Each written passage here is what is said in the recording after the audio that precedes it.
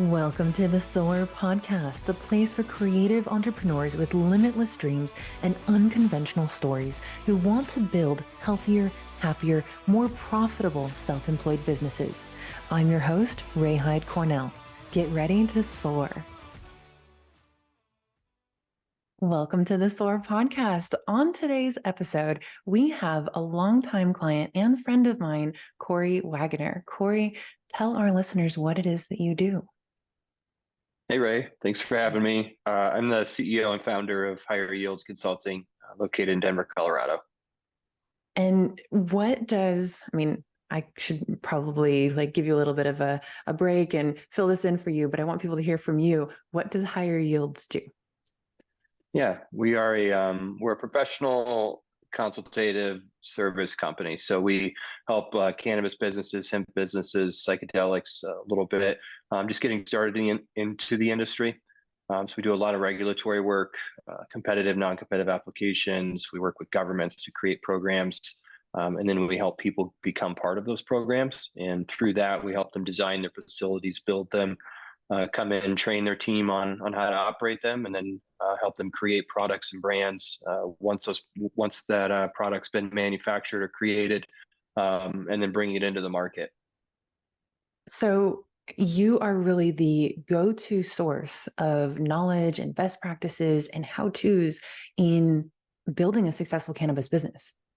Yeah, absolutely. We've got a really great team. It's not just me. A lot of people think it's just me, but it's not. There's about maybe 30 or 40 of us, depending on what types of projects we're taking on and how busy we are. But it's a pretty big team, and probably one of the best or greatest assets of us is really kind of the perspectives that we all bring, and how we're able to develop things together. Before you got to this point, though, you were an operator in the cannabis industry. How did you even get started in this world?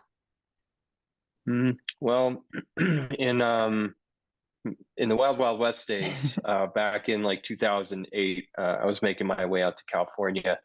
Cannabis had always kind of been part of my life through college and helped support some of my fun and shenanigans and things like that. So in 2008, I started kind of looking towards California because they were trying to legalize things. They had some legalizations in place, but it was still very gray out there. And so trying to operate out there was really difficult because even when you were doing things the right way, you were still having a lot of issues because of cities, states, federal governments, things like that, or federal agencies, I should say, that we're still trying to kind of create issues with it. So in 2010, I moved to Denver, where they had a program that seemed to have a little bit more structure to it. Little did I know it was really just theoretical structure at the time. So we were the ones who were a part of the practice, and kind of creating what is now today the regulations, which are totally different than what they were 10, 13 years ago. So how I got involved, it was just kind of through networks and personal use, I think, and from there I just saw a big opportunity, and the plants seemed to be really helping people, but there wasn't the structure there, the ability to really have good research on it and to know what was helping. And I wanted to be part of really creating that and rethinking and breaking through some of the stigmas of cannabis and hemp and now psychedelics. So for your journey from point A to where you are now, you started out in an industry that was barely legal, talking about the early days of California adoption, to now where you're consulting with companies and governments around the world. What kind of mental shift did you have to go through in order to not only accept personally that what you're doing is legit and that this is a real business that you can not only make a living from, but also really help people who also want to make a living in cannabis and do a lot of good for a lot of people? What kind of mental shift did you have to go through to get from that kind of like the gray area into what is now a widely accepted, although not everywhere, market? Yeah, it's a lot of responsibility, when you think about the decisions that you're making and the impact it can have on people, all the way from, how programs created, the number of people who can partake and be a business in the industry, all the way down to the people who consume it, and the testing requirements and the things that we're recommending putting in place to make sure that public health and safety is always kind of our number one concern. And businesses being a second, but a very close second, because it has to be a sustainable program.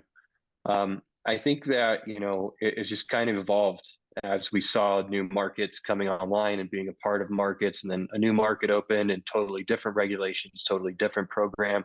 And so we're able to kind of see what changed, and being a part of all of these different programs, you start to acquire this knowledge, and you start to understand not just what's in the regulations, but why it's in the regulations and why it worked or why it didn't work. And it's a lot of that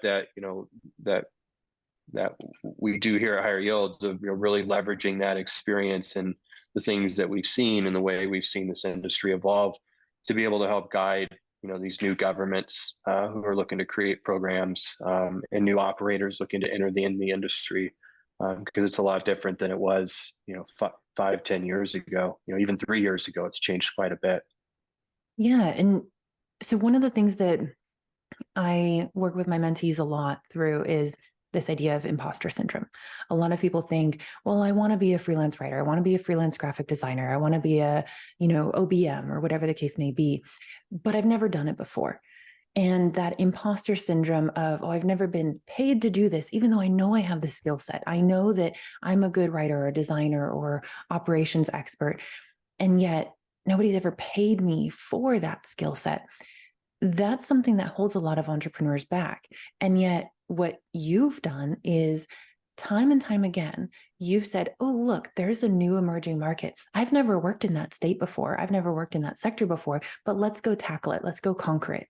What is your personal philosophy? What kind of mindset does that take to be able to continuously do something new with confidence? I think it's a lot of resilience. There has to be, like, leadership's hard. It's really hard. And when you're in those roles, like, I think people, when you're doing right, when you have your hands on it, you're feeling like you're doing all the work. You don't understand the pressures of that leadership role. And when you get into that leadership role and you're taking on multiple leadership roles, and you've got some projects that are $1 million, you got some projects that are $50 million, you got some projects that with governments, it's hard to say how big this project is, what the value is, because it could be in the hundreds of millions of dollars, when you bring in all these operators. So I just think you have to be smart about who you're listening to, how you're building your team, who the people are around you, not just the ones that work for you, but being mindful of really kind of, for me, I get into a concern sometimes about, like, are people just telling me yes because I'm the boss, right? And are people just telling me yes because I'm the consultant? And are they not challenging me because they think because I am the boss or because I am the consultant? And not that everything we want to be challenged on, but, like, certainly on some of the more creative aspects, when we're trying to kind of think through complicated problems, and sometimes simple problems, right? Like, it's very easy to complicate a very simple problem in very large projects, and being able to identify those things. So I think the mindset just has to be always being in this state of, like, constant, never-ending improvement. As a leader, you always have to kind of be the one to take the high road, and we all get emotional, and people say don't take it personal, but when it's your own business, when people are relying on your decision and has an impact on your life, it is personal. It's very personal, right? And sometimes criticism and critiquing isn't personal, right? But the decisions and the things that we're doing, and the vision and the goals that we all have, or the things that we're all striving to do, those things are very personal to us. And I think it's just it's important to be in that state of always improving, but also it takes a lot of reflection, I think. And that's something that I try to be very good about, is, like, kind of stepping out from time to time to take a deep breath and kind of look at what progress has been made. Is this something I should consider? And I'm really good about that about once a year. Once a year I sit down and write out my goals for the year, and they're not generally like revenue based or all business. There's personal stuff in there of things I want to make sure I'm taking the time to do, because if I'm working this hard, I should be working towards something, not just working to work and make money, but to be able to enjoy life. But then there are things that are obviously work related, and a lot of those, are more kind of general of things that I want to strive to do to be better, to have a better year, or to create a better work environment, or to build on, relationships, whether it be personal or business. So I don't know. I think the mindset, it takes a very unique individual, I think, to be an entrepreneur. Yeah. And that's, one of the things I love about our job is, we get to meet so many new entrepreneurs and hear their ideas and feel their passion, and really try to help them be successful. And that's really rewarding. Yeah, it's a unique kind of world. It's like the digital frontier where everything is new and exciting and untouched, and you get to go and shape it for people who are going to come after you. And you said so many things that I want to circle back to, one of which was this idea of leadership. And my first question is, at what point did you realize that you were a leader? Because originally you started out as a doer, you were an operator, you were working within a system that kind of already existed. You came into it, but you were always kind of shaping it and affecting it. At what point did you realize that you were a leader in this industry?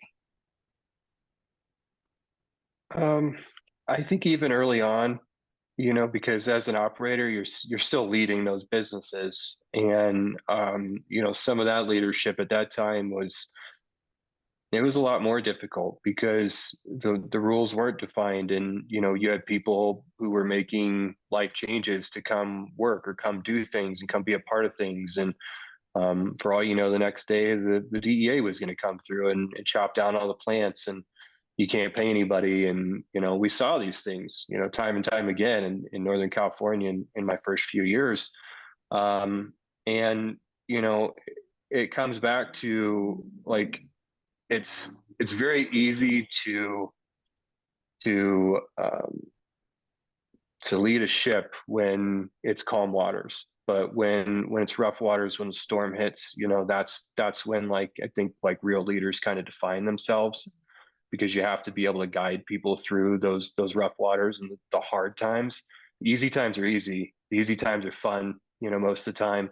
It's the hard times, when things aren't going the way they were supposed to, when the unknown variables, are now known, and they are big variables, and they have drastic impacts on what you're doing. So I think around that time, and it was really being more of kind of that, like, um, advocate for the industry, but a little bit of, you know, with this industry, there was a little bit of kind of, you had to be a little bit of a badass, because, you're, it's not like you're just going to go out of business. Like, people were going to prison, Yeah. like, Yeah. It's real the, stakes. the, yeah, like when the DEA showed up, they didn't show up with water pistols, so Yeah.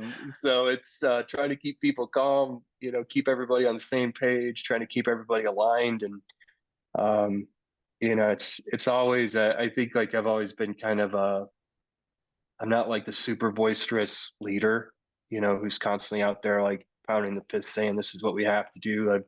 I generally try to work a little bit more in, um, I don't know, in kind of an emotional support of, like, we can do this, and sometimes those messages, I think, are a little bit softer and quieter than, the people out there pounding their fists, but they're extremely important, to kind of keeping people's morale up, and seeing through those tough times.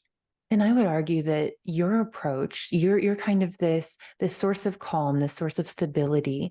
And I mean, I won't go into details, but being a part of your team at Higher Yields, I even saw you, was it last week, when we all had a team meeting and everyone's getting kind of riled up because a project is coming to culmination and there's all of these kind of like wrenches being thrown into the system, and everyone's like, oh, this and oh, that, and everyone's frustrated. And then you literally on the call go, okay, everybody take a deep breath. And as soon as you start talking, everyone kind of goes, oh, yeah, okay. Because if Cory's not freaking out, then the rest of us don't have a reason to freak out. It doesn't mean that what we're doing isn't important, and we do need to, put the foot on the gas, so to speak, and really make this thing happen. But you really demonstrate a different way of being. And that's taking people from this kind of like frenetic, anxious place into a place of, hey, we can still take this seriously and do a really good job while being calm about it. And I think that is the true hallmark of a leader, to really be able to affect everybody in the room. And I'm wondering, what is your compass? Because you've mentioned, as a leader, you have to take people through the good times and the stormy times. And when you're going into new industries and you're the one that everyone is turning to for answers, where do you turn for answers? Like, what's your guidepost? What's your compass? There's certainly, people that I'll reach out to. Sometimes, I think when you take those times to step out and kind of have those self-reflections, you're really kind of taking the temperature. You kind of feeling your vibes, your circadian rhythms, of what you're dealing with. And generally from there, there's people that I talk to about different things. Sometimes I do have to be the leader, who's kind of pounding the fist and pushing the way and saying, we have to get it done. Um, and, when I'm not sure about that, I generally reach out and ask people, people who know me well, and say, hey, this is what's going on. This is what I think I should do. This is what I did. This is, how I reacted, whatever. I don't know if it's right or wrong, but, just get them to kind of weigh in. And I think between, having that good kind of support network and other leaders, people who've dealt with those things is huge. But also I've always, there's a book, I can't think of the name. I think it's called Being Stoic or Staying Stoic or something like that. But it really just kind of goes into like, you really have to understand, and you have to like be aware of what you have control of and what you don't have control of. And I think that's really important in leadership, because a lot of times with consulting and things, we're kind of being asked to like look into this crystal ball and tell them how everything's going to be and everything's going to be okay, and rainbows, lollipops, unicorns. It's going to be fantastic.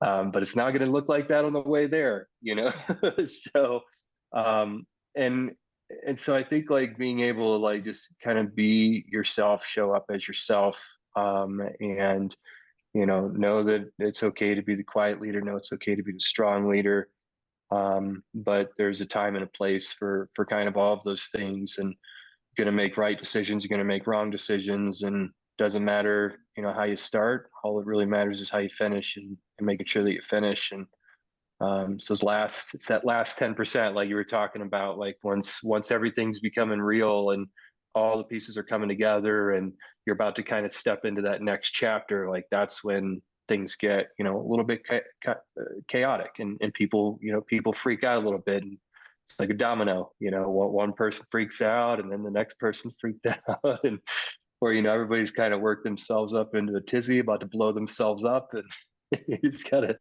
calm the room a little bit. So, but yeah, you got to be self-aware, and you're not going to make all the right decisions, and that's okay too. Yeah. I want to ask you about the consulting business as a whole. We are going to take a super short commercial break and we'll be right back. Okay. Hey, this is Ray. Ready to build a business that supports a life you love, a life you've always dreamed of? It's time to stop passively dealing with what's right in front of you and start deliberately designing your own future. That's exactly what we do in private business mentoring. You and I work together to create a completely custom to you business model that gives you everything you want and need while protecting you from stress and burnout. Ready to get started? Go to chironconsulting.us/mentoring to learn more. There you can also book a free call with me so we can start getting to know each other and see if mentoring is right for you. Plus, I love working with early stage entrepreneurs. That's why my mentoring packages are priced so low. I want you to soar. So don't worry about having to shell out thousands of dollars. Not here. Just go to chironconsulting.us/mentoring to learn more. We are back with Cory Waggoner, founder and CEO of Higher Yields Cannabis Consulting. So, Cory, what I want to ask you about is really geared towards those people who are thinking about stepping into that consulting role. They're going from, I've done the doing, I've done maybe the done for you services, or I've been an operator. And, in your case, you could have gone off and started a chain of dispensaries or a chain of cultivations, or you could have become a vertically integrated business all your own. But instead, you decided to be a consultant. How did you know that that was the path for you as opposed to being that, let's say, brick and mortar shop owner? I think for me, we talk a lot at Higher Yields, and I think in business about the getters and the doers, right? And like some people they're more apt to that front end of like marketing and sales and business development and getting clients, and then there's the backside that's generally better at doing the work, right? Making sure there's a project plan, making sure we hit deadlines, making sure everybody's happy. Um, the doing side for me has always been a little more repetitive, and it's just not where I've like found that I'm the most impactful to things. Like I can lead things, I can structure things, but what I really enjoy is kind of new challenges and new things. And so I think like as an operator, I was getting kind of caught up in the monotony of, okay, here's how we open the store today. Here's how we check things, which are huge. Every business has to have those things. You can't survive, you can't build without those things. But I think for me, I saw also a lot of, in my industry specifically, a lot of pain, right? Like a lot of people getting in with kind of big egos, assuming that they can do it all. It's a bunch of stoners that nobody knows what they're doing. I can do it better. And they all had to kind of learn the same lessons that we all had to learn, because there was kind of that ego and that like defense to insight and support. And so to really be able to help people once they've kind of taken a bad step and help them correct it, and get them on, to kind of see where they're headed and the path they're headed down, and to know you were able to say, hey, stop, let's listen to me, let's rethink this, let's repurpose this, let's move it over here, and to start getting them into a good path. The other thing that I didn't realize until about 4 years ago that, and a reason that I'm glad I kind of made that jump was my involvement in the industry is not solely based on how much product I can create or how much product I can sell. And we see this a lot with like larger operators who, have a lot of investors, a lot of stakeholders. Like the decisions, the things they're advocating for and they're lobbying for, they're not in the best interest of everyone in the industry, the consumers, the operators, the legislators. They're in their best interest. And with the position that I'm in right now, we get to help people, but we also get to like educate people of, why we should do it a certain way versus listening to the guy who's trying to donate to this person's political campaign, because they're self-serving interest, and our interest is truly to be advocates for the acceptance of this plant, and programs that make sense for the businesses and that are safe for the consumers, and continue to help us develop into a real industry. We are a real industry now. We're not taken totally seriously by everybody. We're not federally legal, but the things that we're doing with precision medicine and the testing and cannabinoid profiles, I mean, in these cultivation facilities with robots and AI technology, it's really crazy to think about where I was 15 years ago and where this industry was, and where I am today, what I'm doing, and where this industry is, and how far it's really come, and what is technically really a short amount of time. One of the companies that Cornell serves, they have internal team value that, everyone kind of has their value set. But I love this company because they are so clear on their values and what those look like in practice. And one of them is make it better. And it sounds like for someone who is meant to be a consultant, someone who that's the right path for them to go on, like yourself, is someone who they can't help but make it better. Make it better is like the underlying theme. You could have stayed within an operation, built it up. It would have been great. It would have been one of the best running operations in that region, but that wasn't enough for you. You saw something else that was wrong, maybe in someone else's business or in another state, and you go, I can make that better. And you're just constantly chasing this, make it better, make more better, make that better, make this better. That's kind of the sentiment. So if someone's listening to this and going, I wonder if I should get into being a consultant, if you have that compulsion to make things better, that's your driving force. I mean, I know that's why I got into consulting on the Cornell side and why I do mentoring on the Chiron side. It's that need to make things better, either on a micro level for an individual or on a macro level, like what you're doing for an entire industry. Yeah. So It's exhausting. I know, right? But you can't help but do it. You can't not do it. It's an inner drive that you can't not listen to it. And for you, again, you could have stopped at being a solo consultant, but instead you built up a consulting firm of an entire team of experts in this industry. What was that tipping point for you where you realized that you didn't want to do it solo and you wanted to build this into something that was as big as it is today? Well, I sold my businesses as an operator in 2013. And for a couple of years, I was just solo, really just kind of doing turnarounds with distressed assets. And really that was just to kind of help me kind of cut my teeth and better understand like what were all the issues and how I wanted to set up higher yields. I never intended higher yields to just be a kind of a one-man show by any means. I always wanted it to be something bigger. And with the different verticals that we work in of government and commercial construction and marketing and branding, creative and growth strategies, like they're very different skill sets. And so a big part of our team is like we have the right people in the right places. And so but also there's continuity, right? Because in our industry, compliance has an impact on branding, branding has an impact on facility design has an impact on our growth strategy.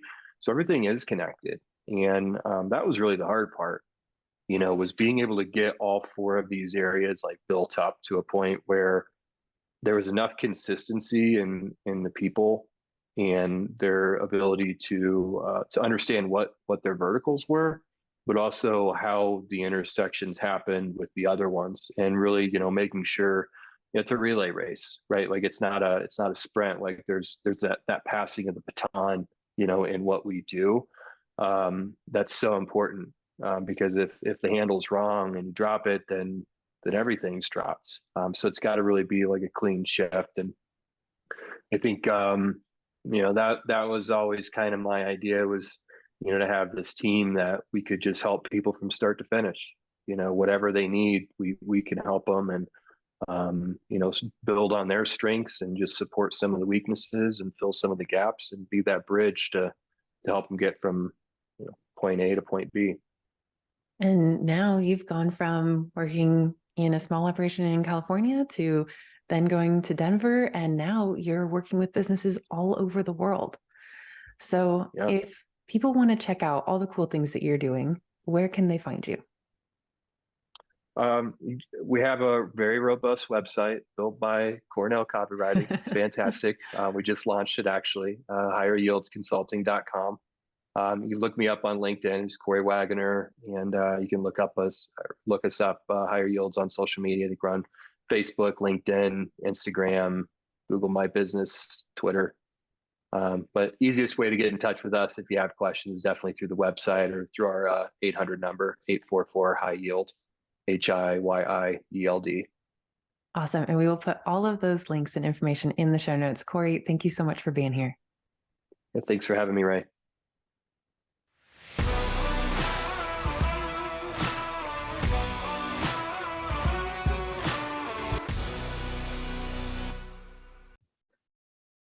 Hey, Ray here again.